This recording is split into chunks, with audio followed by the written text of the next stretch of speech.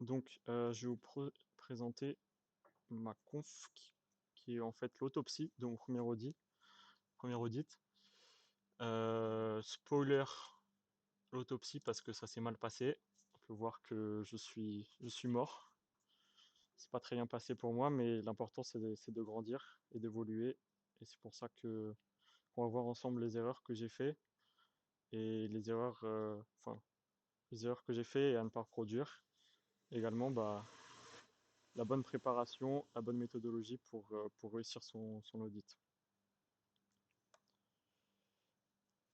Donc, déjà, on va parler de moi parce que je suis imbu de ma personne. Du coup, c'est important de parler de soi-même. Ensuite, on va passer aux définitions. Pour les plus nouveaux qui ne savent pas forcément de quoi on va parler ici, savent pas forcément ce qu'est la blockchain ou les smart contracts, je vais les définir avec vous. Et ensuite, on va s'attaquer du coup à la cible, qui a été en fait mon premier audit, qui est donc YOLO Games. Comment je me suis préparé pour cet audit, quelle méthodologie j'ai appliquée. Ensuite, on va travailler sur une vulnérabilité que je n'ai pas trouvée, mais qui est cool et que j'aurais pu trouver avec une bonne méthode. Je vais ensuite vous montrer comment rédiger un bon rapport. Ensuite, une dernière slide pour la partie évolution, parce que après un échec, il faut rebondir.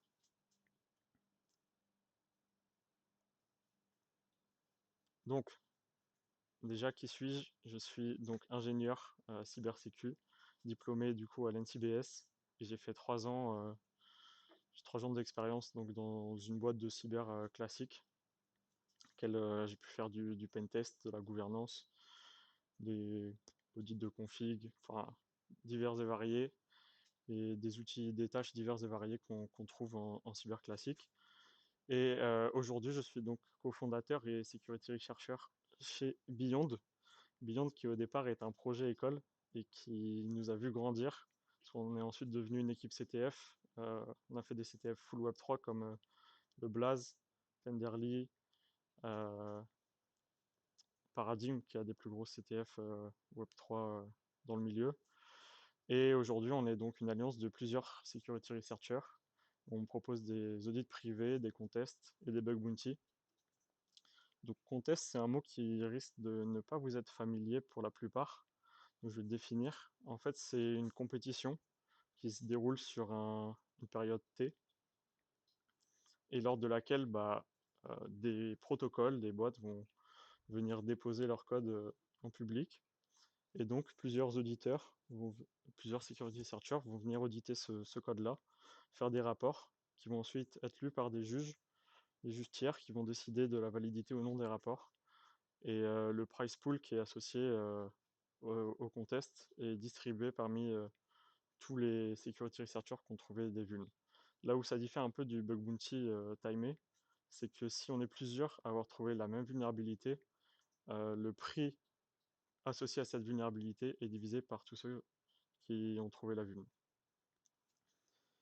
Pour ce qui est du coup de mon apprentissage et comment je suis arrivé là, pour le moment, il n'y a pas encore trop de cours Web3 à l'école. Donc, c'est de l'auto-formation avec Cifreen Updraft que je vous conseille vraiment. C'est une très bonne plateforme pour apprendre. Et également, les plateformes de challenge.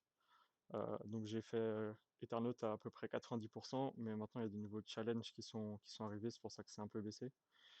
Dame Vulnerable DeFi 50% et RootMe que j'avais un peu fait avant que KLM rajoute tous ces challenges. Il va falloir que j'y retourne. Et puis Onlyponer, à peu près 30%, c'est une des plateformes de chal les plus élitistes. Donc, la blockchain, c'est tout simplement un registre numérique distribué avec des transactions donc qui vont comprendre de la data et qui vont être enregistrées de manière transparente sur la blockchain, donc sécurisée et immuable ou pas. Mais ça, c'est KLM qui va vous en parler dans une autre presse. Et ce qu'il faut retenir, c'est qu'il n'y a pas d'autorité centrale de contrôle. Donc ici, elle est transparente tout simplement parce que tout ce qui se passe, il y a un tuk-tuk qui est passé, mais tranquille, tout ce qui se passe sur la blockchain, c'est visible par tout le monde et sécurisé parce que une fois qu'une transaction elle est écrite et inscrite sur la blockchain, on ne peut pas la changer. Pour ce qui est du coup des smart contracts, c'est un programme qui est semi-autonome, qui est stocké sur la blockchain et qui va s'exécuter sur commande lorsque des conditions ont été prédéfinies, enfin les conditions qui ont été prédéfinies sont remplies. Ce qui est cool avec ça, c'est qu'il n'y a pas de partie tiers comme il peut y avoir dans le monde réel, genre par exemple avec un notaire qui prend acte. Ici, il n'y a pas ça parce que bah, tout est inscrit sur la blockchain. Et donc ça permet à... C'est en quelque sorte un digital agreement entre deux personnes.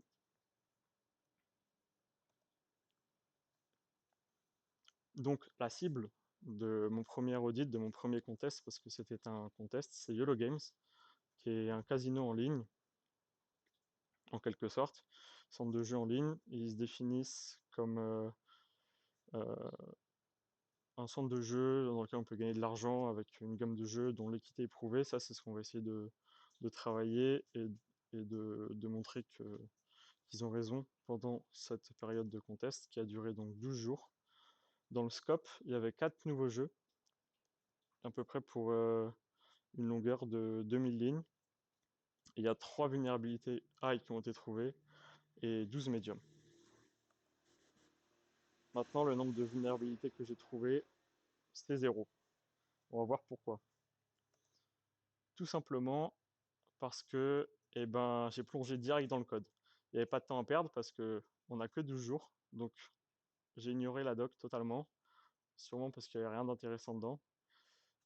J'ai également pris tous les contrats un par un, je les ai lus sans m'attarder sur les interactions qu'il peut y avoir entre chaque contrat, donc il faut analyse statique. Je n'ai pas pris le temps de comprendre comment le code fonctionnait, de voir les rôles, tout ça. Les seules choses que j'ai bien fait, c'est ce qui est écrit en jaune, enfin ce qui est en jaune, c'est de setup un environnement local. Donc ici, Foundry, j'ai écrit Foundry parce que c'est enfin, c'est le framework le plus utilisé, mais il y en a d'autres.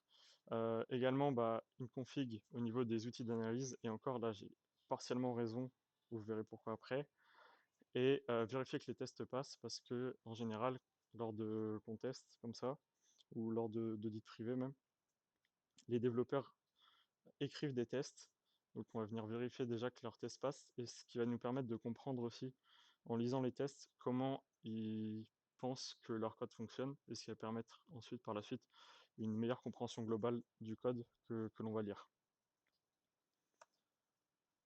En réalité, la bonne préparation, ce que j'aurais dû faire, c'est donc prendre du temps pour lire la doc, la documentation technique. Il faut savoir que c'est ce qui va nous permettre de gagner ensuite plus de temps lorsqu'on va lire le code, parce qu'on va comprendre enfin, ce que les développeurs veulent faire. Lire les rapports des précédents audits s'il y en a, il n'y en a pas toujours, mais s'il y en a, il faut les lire. Ça va nous permettre de voir les vulnérabilités qui ont été trouvées et les remédiations qui sont associées. À partir de là, on va travailler sur ces remédiations, voir si elles ont été bien appliquées et si en les appliquant, il n'y a pas de nouvelles vulnérabilités qui ont été créées. Également, prendre le temps de faire la part des choses entre ce qui est dans le scope et ce qui est hors du scope. Ce serait con de trouver une vulne hors du scope, on aurait perdu du temps pour rien. Ce que je conseille, c'est de cartographier les contrats littéralement, c'est-à-dire j'utilise personnellement Excalibro, mais vous pouvez utiliser n'importe quoi, et d'écrire du coup les contrats, d'établir les relations entre les contrats, les appels, identifier les flux, notamment monétaires, entre chaque contrat, et ça vous permettre d'identifier des composants critiques, ça vous permettre de voir quel rôle est important, quel rôle est sensible. Après, pour continuer dans l'architecture, travailler sur les changements d'état et les conditions de succès ou de revert. Et également, faut savoir qu'il y a des types de vulnérabilités qui sont associés à des blockchains et des types de vulnérabilités qui sont associés aussi à des types de protocoles bien spécifiques. Donc, il faut bien identifier à ce niveau-là la spécificité de la blockchain et du protocole. Et ensuite, on va passer à la méthodo. Donc, la méthodo à ne pas faire, et ce que j'ai fait évidemment pour mon premier audit, c'est de ne pas croire en mes compétences et de se dire que l'IA va savoir. Il faut savoir que l'IA ne va pas savoir. Ouais, c'est très rare parce que l'écosystème Web3, c'est un écosystème qui évolue très rapidement, qui va très vite. Et donc, souvent, les IA sont pas à jour là-dessus et même elles n'ont pas la capacité, l'intelligence encore de trouver des vunes assez tricky. Du coup, je vous conseille de passer outre. Ça pourra vous servir peut-être pour rédiger des rapports, mais pas plus. Également, j'ai utilisé des outils d'analyse statique, ce que je vous conseille encore une fois de ne pas faire, parce que c'est une perte de temps. Bien que ce soit pas obsolète, il y a déjà beaucoup de bots qui vont venir scanner la code base avec ces outils-là. Du coup, ça sert à rien que vous le fassiez après eux. Vous n'allez rien trouver. Et du coup, il n'y aura aucune profondeur à votre analyse et vous n'avez pas développé de capacité d'intuition. Également, il ne faut pas tomber dans le piège de il n'y a pas le temps. 2 jours, c'est énorme. Et je vous conseille de ne pas prendre, pas copier-coller à l'aveugle des checklists sur Internet, comme celle de Solodit, celle de SWC Registry, qui est encore pire parce qu'elle est carrément obsolète, et de faire le focus sur les vulnérabilités les plus connues, parce que, bah, comme je vous l'ai dit dans le slide d'avant, chaque type de protocole a des spécificités différentes, et donc bah, des vulnérabilités différentes. La bonne méthodologie à adopter, c'est d'abord apprendre à chercher et savoir chercher, c'est-à-dire bah, comprendre le fonctionnement global du protocole. N'hésitez pas à passer 1, 2 jours, 3 jours s'il le faut, mais l'idée c'est de totalement comprendre ce fonctionnement du protocole dans sa globalité, cartographier et analyser, comme je vous l'ai dit dans la préparation, et vous pouvez aussi découper le code en blocs. Si vous avez peur parce que le protocole fait beaucoup de lignes, n'hésitez pas à le découper. Ici, dans le cas de YOLO Games, c'était assez simple parce que comme il y a 4 jeux, tu peux travailler sur un seul jeu et te focus vraiment et digue profondément sur un seul jeu. Mais si vous pouvez le faire, parce que vous avez peur que ce soit trop gros à auditer, bah faites-le, je vous le conseille. Et également, gardez ce mindset Black Hat, comment casser, comment empêcher les users de jouer ou comment avoir plus de chances de gagner dans le cas de YOLO Games. Pour les outils, bah, on va pas faire du statique. Je vous conseille d'utiliser des outils de fuzzing comme Foundry qui a un outil de fuzzing intégré directement. Sinon, vous pouvez utiliser Echidna. Et pour la formale, j'ai pas encore passé le pas, mais c'est assez cool. Il y a Certora et Almos qui font ça. Je vous laisserai aller check. Et tout ça, ça va permettre du coup une approche beaucoup plus méthodique. Ça va vous permettre de dig, de trouver des failles beaucoup plus subtiles et beaucoup plus complexes.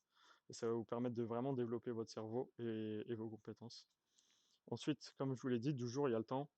Et l'idée, c'est de se sortir la tête du code de temps en temps. Donc dormir, le sport, faire des pauses, touching grass, ce qui va vous permettre de maintenir votre productivité en fait, et également un meilleur équilibre au niveau mental et physique, parce que si vous diguez pendant 12 jours sur un protocole, à la limite vous pouvez le tenir, mais vous ne pourrez pas enchaîner les audits de cette façon. Pour ce qui est de la checklist, du coup, bah, ce que je vous conseille, c'est d'adapter et de créer votre propre checklist en fonction du coup des types de protocoles que vous pouvez auditer. Vous allez vous spécialiser au fur et à mesure de vos audits. N'hésitez pas à vous poser beaucoup de questions et à poser des questions aux autres. Et enfin, du coup, identifier les vulnérabilités spécifiques au protocole ou à sa blockchain. Ça vous permet du coup de développer une grosse checklist personnelle qui soit efficiente, contrairement aux checklists générales. Et également, bah, la documentation, toujours lire les white papers et ainsi de suite pour ce qui est des blockchains. Tout ça, ça va vous faire gagner du temps à la fin. Ça prend du temps à faire, mais à la fin, ça va vous faire gagner du temps et ça va servir à approfondir vos connaissances. Maintenant, on va passer au focus sur une des vulnérabilités que j'ai pas trouvées et qui était très facilement identifiable avec du fuzzing. Et c'est pourtant très facile de passer à côté sans méthodo. Et même avec une méthodo, ça reste simple parce que c'est une ligne sur 2000. Donc tu peux très facilement passer à côté, surtout si tu n'as pas travaillé sur le jeu. Donc, pour vous expliquer vite fait le jeu, les joueurs, en fait, tu as un joueur, tu as une grille de 5 x 5, qui représente, donc ça fait 25 cases. Et le but, c'est de pas retourner une carte, une grille, une case, et qu'il y ait de la lave en dessous. Donc avant de jouer, tu peux choisir entre 1 et 24 cases qui seront de la lave. Plus tu augmentes le nombre de cases qui est de la lave, plus tu as de chances de perdre, mais plus les gains sont grands.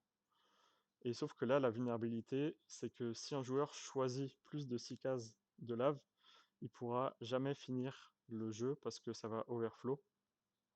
Je vais vous expliquer pourquoi.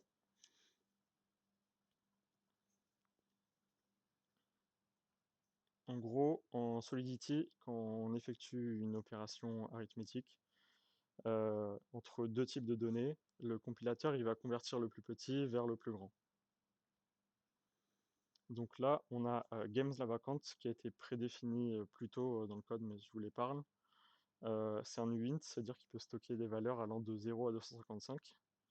Et, 10 000, qui est donc un U16, puisqu'il se trouve entre 0 et 65 535. Ce qui veut dire que Games la vacante multiplié par 10 000, ça va vous donner un U16. Sauf que si on joue avec cette case de lave, le calcul mathématique est vite fait. 7 fois 10 000, on obtient 70 000. Et donc, ça supérieur à la capacité de stockage de l'UINT 16. Et donc, ça va overflow. La solution, du coup, ça va être de convertir Games la vacante en UINT 256. Ça aurait pu être un UINT plus faible, mais autant prendre le maximum, comme ça on est sûr de ne pas avoir de problème. Donc, l'idée, c'est de le convertir en UINT 256 avant que le calcul soit effectué. Comme ça, le calcul y passe et le joueur peut finir sa partie. Et ça, du coup, c'est une faille qui est vraiment très simple à trouver avec du phishing parce que tu testes tous les numéros. Et c'est pas un truc qui est très simple à trouver en vrai parce que tu penses pas forcément que Games la vacante c'est un Uint 8 quand tu le lis au niveau de cette condition. Et donc faut le garder en tête. Pour la partie, donc rédiger un bon rapport, eh bien déjà ça commence par des sous-titres bien définis, comme j'ai mis. Euh, Souvent les plateformes vont vous proposer une structure de rapport que vous pouvez suivre et ça va vous mettre en valeur des sous-titres, ce qui va faciliter la lecture du code. Mais dans mon cas, je me suis trop reposé sur l'IA, encore une fois, c'est-à-dire que je lui ai donné une idée, je lui ai dit écris-moi un rapport pour ça, et je ne l'ai même pas relu. Donc je ne sais pas si vous arrivez à lire, parce que c'est un peu petit, mais au pire, vous aurez toujours la VOD. En gros, la première ligne de Proof of Concept, il y a écrit It isn't impossible to implement deep reorg on the Blast Network. La phrase, elle veut rien dire. Donc, je me suis vraiment même pas relu. Globalement, je vous épargne le reste, mais c'est incompréhensible pour le juge. Il faut garder en tête que le juge, il n'a pas forcément la code base en tête, qu'il a déjà lu une centaine de rapports avant vous, qu'il a euh, une centaine de rapports à lire après vous aussi, au minimum, et qu'il passe d'une vulne à l'autre sur des fonctions ou des vulnérabilités qui n'ont rien à voir. Du coup, c'est important d'être compréhensible et d'écrire simplement pour le juge. Et également, mon rapport manque totalement d'explications. Il est très brouillon. Et maintenant, on va passer à un bon rapport, qui est un rapport de Milo Truck, qui est Lead Security Researcher chez Spearbit. Spearbit étant l'une des boîtes, si ce n'est la boîte la plus en vogue et avec les meilleurs security researchers dans le milieu en ce moment.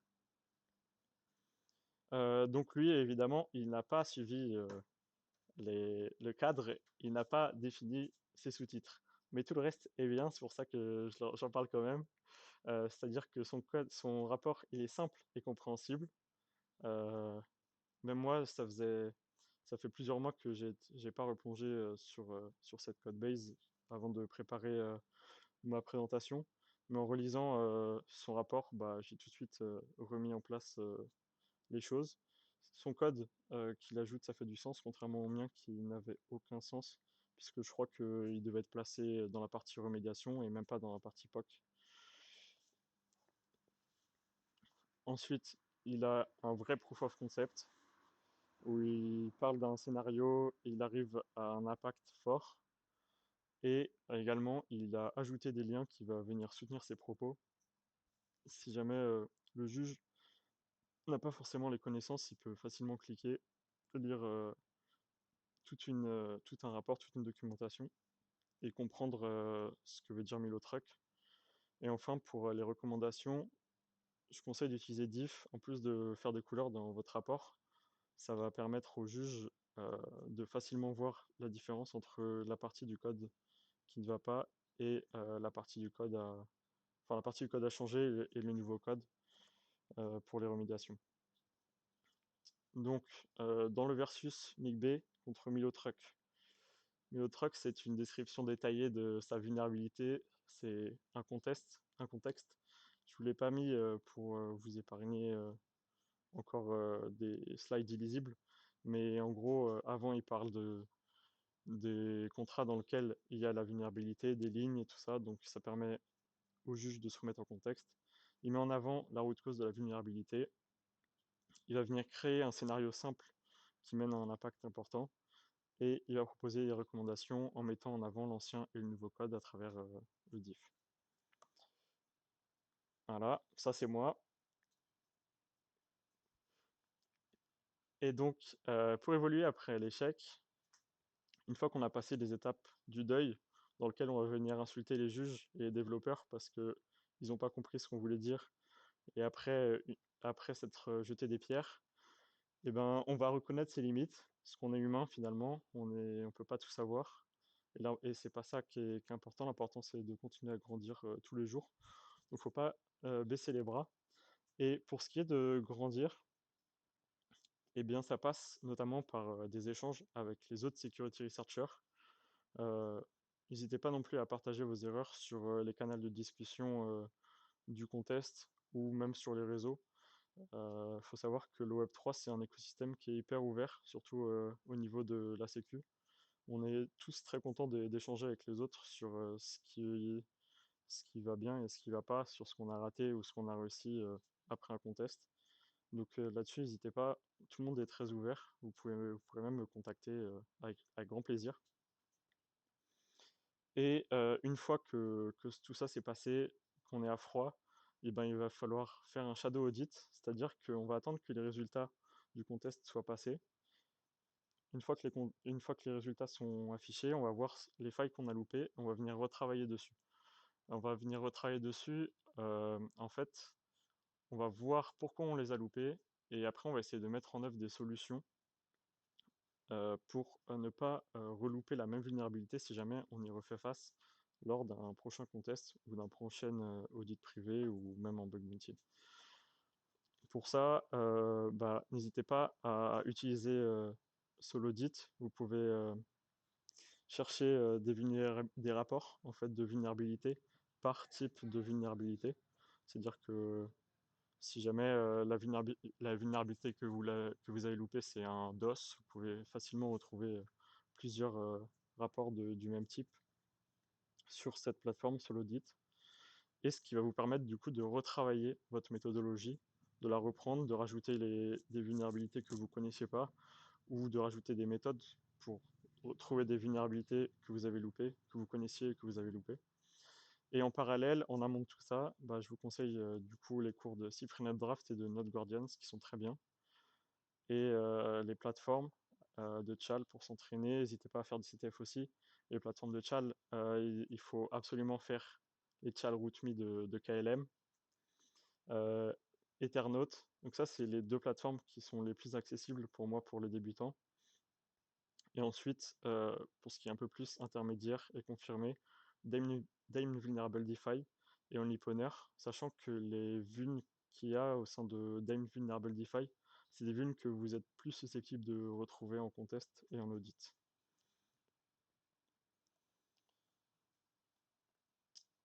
Eh bien, je vous remercie du coup de m'avoir écouté. Si vous avez des questions, n'hésitez pas à me les poser maintenant. Si jamais